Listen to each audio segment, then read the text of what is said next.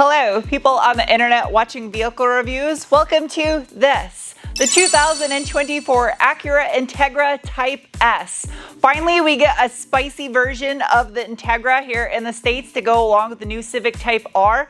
And today I'm gonna get this thing up in the air. We're gonna nerd out in tech specs, see how it is constructed and how it differs from the FL5 Honda Civic Type R. And then we're gonna go give it the beans.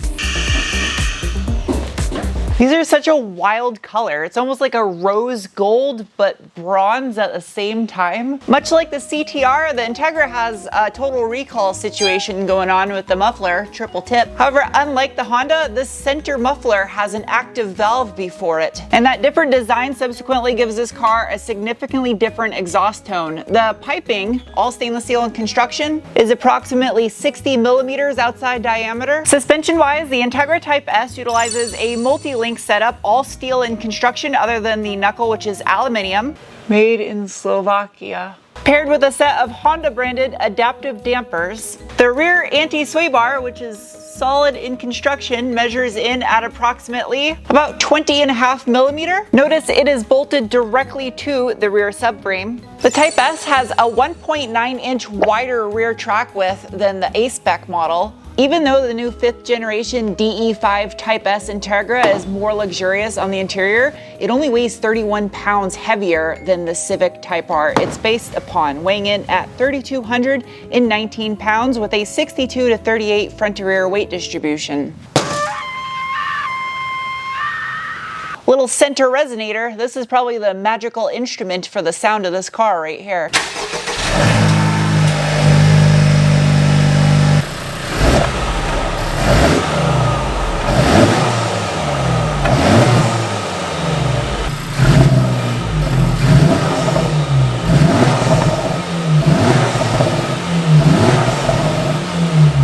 As far as the transmission goes, there is only one option in the Integra Type S, the correct option, and that is a 6-speed manual, the same one you get in the Civic Type R with a 3.842 final drive ratio, has a single mass flywheel and the auto rev match feature, which you can defeat if you don't want to use it, and a helical LSD. Up front, you have an all aluminum in construction, dual axis MacPherson style setup, again paired with those Honda branded adaptive dampers. The dual axis configuration of the Civic Type R and the Type S model reduces the steering axis offset by 0.75 inches, which reduces its want to torque steer. Up front, the Type S model has a 3.5 inch wider track width than the A-Spec model. Typical transverse front wheel drive configuration. It's kind of tight up there above the front subframe. Front anti-sway bar, which is hollow, measures in at about 29 millimeter, fairly large. How thick are you?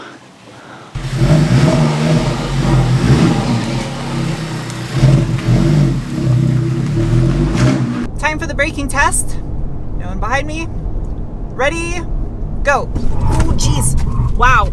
Okay. That just made me thirsty. I don't know what kind of a chemical reaction that has on your body. Brakes so good they make you thirsty. That braking was just made possible thanks to a set of 4-piston monoblock Brembo calipers with a 2-piece 350.5 or 13.8 inch front rotor. The wheels, they are a 19 by 9.5 end key done in this crazy, it's almost like a bronze, but in certain light it looks rose gold. It's just such a pretty finish, and it's glossy, which I like. And they're wrapped in a set of two 65/30 19-inch Michelin Pilot Sport 4S's. High five. Hey, plastic fender liners, nice. These channels in the front bumper channel air through this little tube to cool the brakes. Out back, you get a little single piston floating caliper with a 12-inch or 305 millimeter rotor, and the wheel and the tire, the same as you get up front. In the name of science, I am now going to giveth the beaneth. What? Bolstering assessment. Good. Good bolstering. I don't think it's as much bolstering as you get in the Civic Type R, but it's still top-notch bolstering in here. And these seats, they are heated.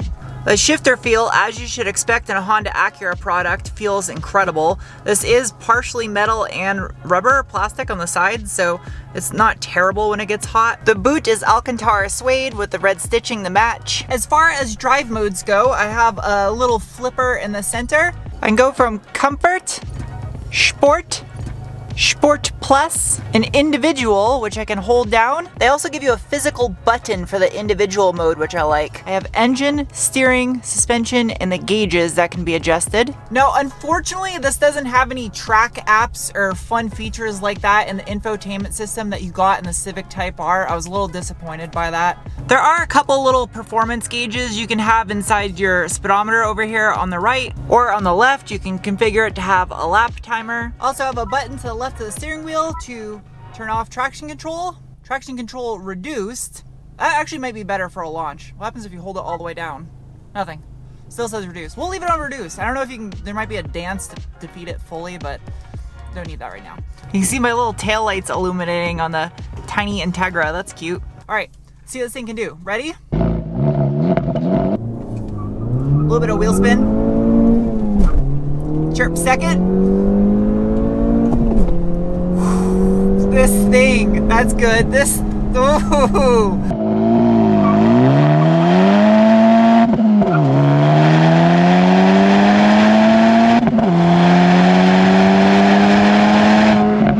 This thing's quick.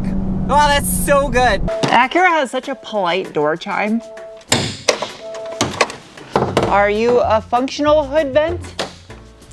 Yes, you are. Wow. Very functional, okay. Underneath the hood of the 2024 Acura Integra Type S is the K20C1, which is an all aluminum dual overhead cam, single turbocharged 4-cylinder that produces 320 horsepower at 6,500 RPM and 310 pound-feet of torque from 2,600 to 4,000 RPM, giving you about 5 more horsepower over the FL5 Civic Type R.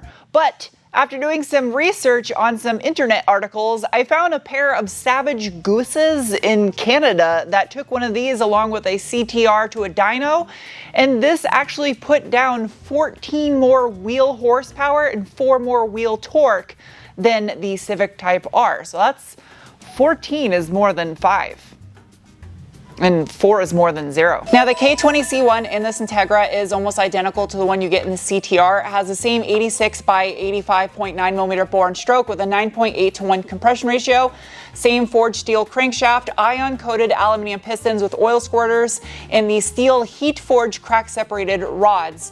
Moving up into the head, can I take this off? No, it's bolted. Is that actual carbon? I think it is. It's dry carbon with a satin metallic red center to the valve cover. That's really pretty. And this is Type S. It does have IV Tech variable timing control on both intake and exhaust cams, and traditional VTEC, the lift duration, on your exhaust cams. Now the turbo, which is bolted directly to the head, it's an integrated manifold, is a single scroll unit that is actually running less boost than the Civic Type R at 23.3, whereas the Civic Type R is 25.2, which is odd because it makes more horsepower than the Civic. So they're finding that power elsewhere. The battery comes pre-swaddled in an adorable little blanket. And you can see sandwiched above the transmission, it has an aluminum charge pipe, plastic valve cover underneath this little trim cover. Got a plastic intake manifold on the back half of the engine, and actually, there is quite a bit of room between the firewall and the back half of the engine to access the steering rack down there. No hood struts. Come on, Acura. Take this machine for a rip.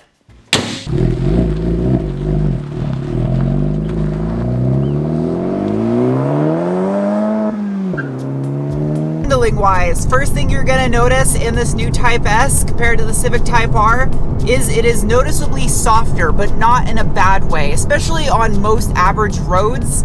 This is perfect. The most aggressive setting on this car is equivalent to the middle setting in the dynamic modes on the Civic Type R. And actually the sport mode on this one is equivalent to the comfort mode on the Civic. Where in the Civic, at lower speed, sharp hairpin corners, you feel like you're picking up the inner rear wheel almost every single time. This car, not so much. This one, you can still feel it stiff in the rear end, but it does feel more planted, which is highly usable on windy back roads compared to a track.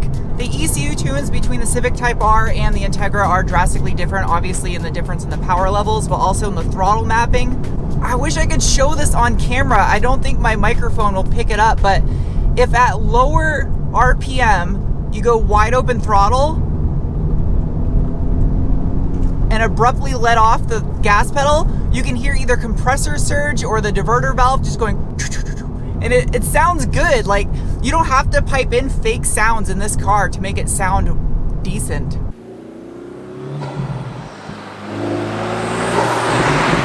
I know some people aren't a fan of burble tunes, especially because of the aftermarket community that just kind of made them notorious with being annoying. But the burble tune on this thing, it's just subtle enough to make it enjoyable.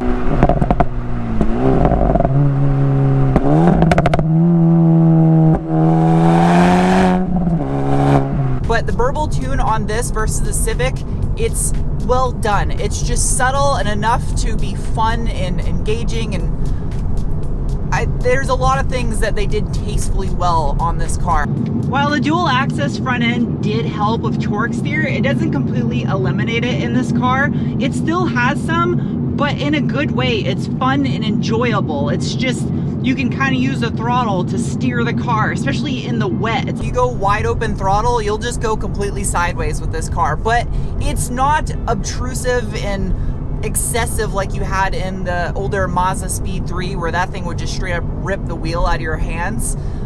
This is controllable and fun to use. Just like the A-Spec Integra I reviewed, the back seat's comfy. Headroom is kind of tight. If you're 6 foot tall or over, you're probably gonna hit your head back here. And legroom is good. It's got some cup holders in the seat cushion, so if you're sitting in the center, there's a little place. Okay, I was surprised to find out the ELS sound system is only 530 watts. It has 16 speakers, but it sounds way more powerful than just 530. The speakers on the ceiling by the oh-shit handle. And I really like the vents that the Integra and the Civic both have. Zippy texturized plastic that's kind of metallic and pearlescent, and then leather wrapped down below. Wireless charge cubby, USB, USB-C. Does have metal pedal covers. It says Type S in the headrest, Type S on the door sill and on the floor mat. There's no seatbelt in the center either. And there's nowhere to charge anything. It's odd to me that they only offer this in a 5-door hatchback and not a 3-door hatchback, because like 20 years ago, people were having more children, yet they offered a 3-door hatchback. So why do you need a back seat now? It's not like people have more kids. People probably have less friends too, because social media, everyone's friend is just digital. I don't know where this is going, so I'm gonna get out of this car before this gets deep. That's what he said. That is a nice carbon fiber wing right there. It's real carbon fiber also. That is why I like the Integra over the Civic, especially the taillights. I don't know why I can't get over the taillights. And this carbon fiber wing, storage, it's like a station wagon right here. If you fold those seats down, you could put like 2 sets of wheels and tires back here. Here's a little ELS Thumpy Boy compartment with a little net so you can store your fruit. There's even more speakers back here on the seat pillar behind the rear seat. When they built the new Integra Type S, it was sent off to a complete different team, is the team that developed the Civic Type R, and it was led by Yoshiaki Akimoto. I think I pronounced that correctly. He was the lead designer of the AP1's F20C, that was the 2-liter engine in the first gen S2000, as well as the second gen Integra's B17 that came in the GSR. He also worked on Honda's F1 team in 2005. So he's done some impressive vehicles in the past. And when they developed this car, they just basically took the Civic Type R and made it more streetable. The Type R is more of a track-focused car, whereas this is more something you can live with on the street. Now, I personally didn't mind how stiff and aggressive the Civic Type R was on the road. I actually liked it. I thought it was a lot of fun taking sharp corners at lower speeds. You could literally get the ass end of the car to hop. This one is far less aggressive than that. Design-wise, a lot of people were hoping for something that was a complete throwback to the DC2 when there was some renderings out there on the internet before this generation Integra came out. And I'd be lying if I said that I didn't wish that that was true also. But I will say this generation Integra has grown on me.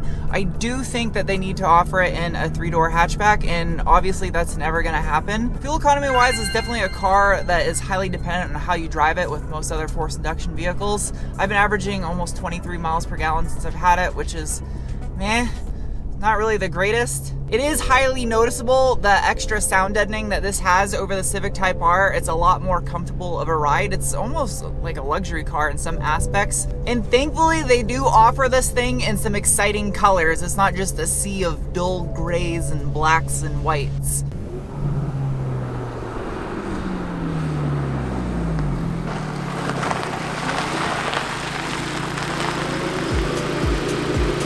It is now time to give this thing some scores. Starting with the bean score, the assessment of the feeling you get in your gut when you give it the beans. And the 2024 Integra Type S gets a rating of.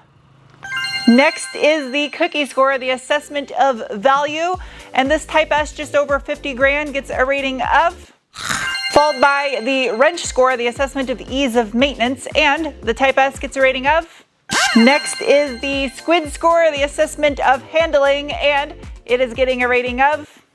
Lastly is the penguin score, the assessment on how much I personally like a vehicle, and the new DE5 Type S gets a rating of.